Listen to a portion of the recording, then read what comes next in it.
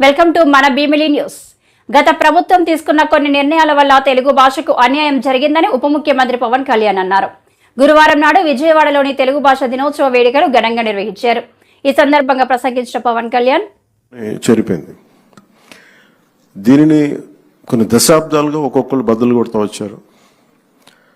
మనకి తెలుగు వ్యాకరణంగా నేర్చుకోవాలంటే బాగా బాధాకరమైంది ఏంటంటే స్కూల్స్లో ఉన్నప్పుడు కానీ తెలుగు అధ్యాపకుల్ని వెటకారం చేయటం, సరైన తెలుగు మాట్లాడుతుంటే దాన్ని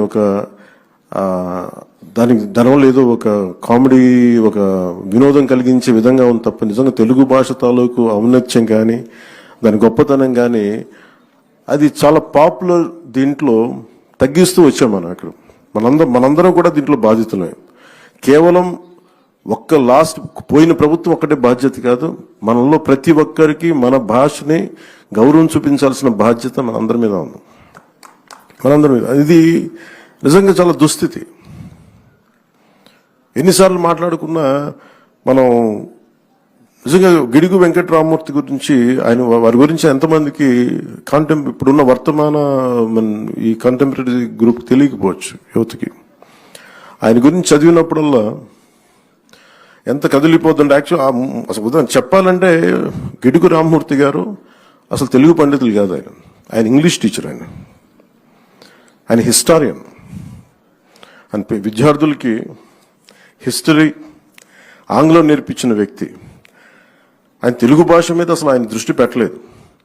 కానీ హిస్టరీ దీంట్లో ఏదో ఒక టెంపుల్కి వెళ్తే ఆ టెంపుల్ ఒక ప్రత్యేకమైన ఒక కలిపిన ఒక భాష పత్రాలు ఉంటే ఆ టెంపుల్ మీద అది అర్థం చేసుకోవడానికి ఒక ప్రయత్నం చేసి అప్పుడు ఆయన చదివి దాని మీద అది దీన్ని మరుగైపోయిన భాష, ఇది ఎవరు చదవలేరు, దేవతల భాష అంటే అది కాదని చెప్పి ఆయన నేర్చుకొని ఆయన మన లండన్ నుంచి కొన్ని మ్యాగజైన్స్ ఇంపోర్ట్ చేసుకొని పర్లాకిమిడి మహారాజు వారి సహకారంతో అవన్నీ చదివి అలా ఆయన పరిశోధకుడు ఆయన.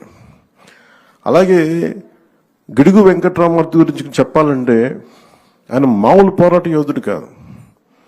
ఆయన ఏదో మనం కూర్చోబెట్టి మనకి తెలుగు భాషని ముందుకు తీసుకెళ్ళినోడే కాదు, ఆయన తెలుగు కోసం, తెలుగు జాతి కోసం పరితపించిపోయిన వ్యక్తి. ఎవరైతే తనకు అండగా నిలబడ్డారో పర్లాకిమిడి మహారాజు గారిని ఆయనతోనే గొడవ పెట్టుకున్న వ్యక్తి, అంటే అంత తపన పడిపోయే వ్యక్తి. ఈ రోజు మనం గిడుగు వెంకటరామమూర్తి గురించి, మనం రామమూర్తి గారి గురించి తెలుగు భాషని వాడుక భాషలో తీసుకొస్తున్నాం అనుకుంటున్నాం. కానీ దానికంటే ముందు ఆయన సవర భాష కోసం ప్రయత్నం చేసిన వ్యక్తి. సవర భాష కోసం ఆయన ఎన్ని సంవత్సరాలు వదిలేశారు ఆయన జీవితాన్ని.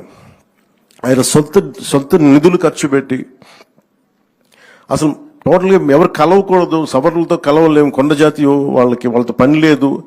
ఈ కుల వివక్ష చాలా పీక్స్ లో ఉన్న దశలో, అలాంటి సమయంలో ఆయన సవర్ల కోసం తపన పడి, సవరులు దోపిడీకి గురవుతున్నారు సవర సమాజం, వారి దోపిడిని అరికట్టడం కోసం వాళ్ళకి ఎవరికైనా మన మైదాన ప్రాంతం నుంచి వచ్చి డబ్బులు ఇస్తా ఉంటే ఎంత ఎక్స్ప్లాయిట్ చేయబడుతున్నారు, ఎంత దోపిడీకి గురవుతున్నారు ఆయన వాళ్ళకి తెలియట్లేదని చెప్పి వాళ్ళ మీద ఉన్న మక్కువతో ఆయన సవరణకి అర్థం చేయడానికి వాళ్ళు జరుగుతున్న దోపిడీకి ఆయన సవర భాష నేర్చుకొని మరి వాళ్ళ వ్యాకరణం, పుస్తకాలు ఎన్ని కృషి చేశాను.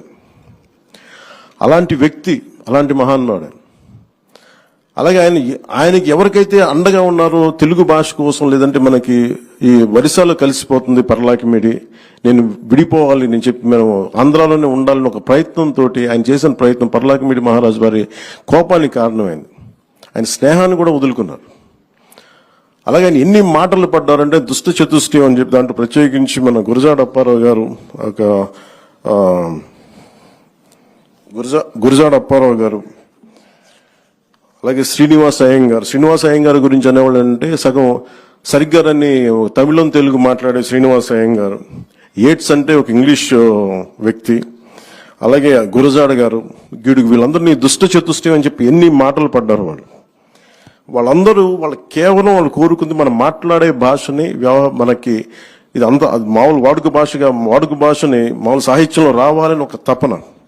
ఆ తపన కోసం ఎంత కష్టపడ్డారు, ఎంత నలిగారు అని చూస్తూ ఉంటే విచిత్రం ఏంటంటే ఆయన ఒక 40 సంవత్సరాల్లో ఆయన చెవులు వినిపించదు, ఆయన బ్రహ్మచెవుడు ఆయనకి.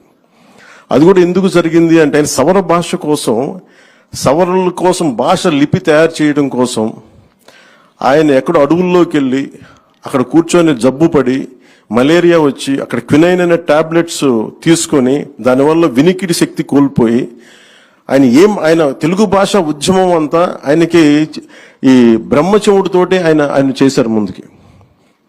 అంత కష్టపడ్డ వ్యక్తి, ఆయన మీద దాడులు జరిగినాయి, ఆయన్ని అసలు నలిపేశారు అందరూ, అప్పుడున్న సనాతనవాదులందరూ. వాటన్నిటి తట్టుకొని నిలబడి ఈ రోజున మనకి వాడుక భాషను ఇచ్చిన వ్యక్తికి నివాళులు అర్పించుకోవడం మనస్ఫూర్తిగా ఆ అవకాశం మాకు ఈ విధంగా రావటం నిజంగా చాలా చాలా గర్వంగా ఉంది.